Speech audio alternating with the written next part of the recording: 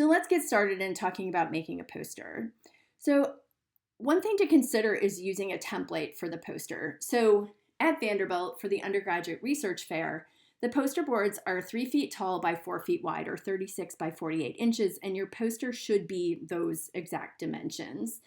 If you go to another conference, make sure that you check the size and the dimensions of the poster board. I had an unfortunate experience going to Europe to present a poster when I looked way too late and discovered that the posters there are tall and narrow, and I had a big rush to completely redo the poster that I had already generated. You can download templates at a number of websites, but one you might consider checking out is phdposters.com. They have templates in lots of different sizes, and they're made for PowerPoint, for example, so then you can alter it to kind of make it look the way you want it to. Other hints are to look online for other options or to ask your mentor, graduate students, postdocs in your research group if they have a template. Some research groups have particular templates that they might even like you to use.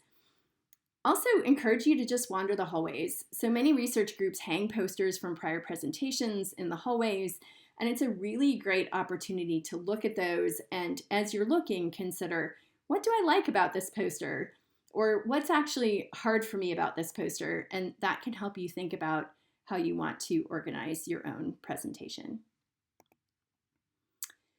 So what's shown here is kind of the standard way that a poster would be laid out, with the title across the top, including your name and the names of the other people who contributed to the research, and then your affiliation, so your school or your university. And the panels are typically arranged in several columns and intended to be read from the top to the bottom. The reason for this layout is, first of all, it is what people tend to expect, so it makes it easier for them to figure out how to follow along in your poster. And secondly, this kind of arrangement also means that you can stand to one side of the poster, and after you talk about the first part, you can kind of stand in front of it while you talk about the second part and then move over and talk about the third part. If you arrange things horizontally, then you're constantly having to move back and forth so that you don't stand in front of something that you're trying to show your audience. So let's take a few minutes to go through each of the parts of the poster so that you can think about what this might look like in your own presentation. So first of all, take some time to think about the title. It should be fairly short and be able to stand on its own. If somebody's walking by, think about the fact that they want to glance at your title and be able to tell if it's something that they're going to be interested in learning about.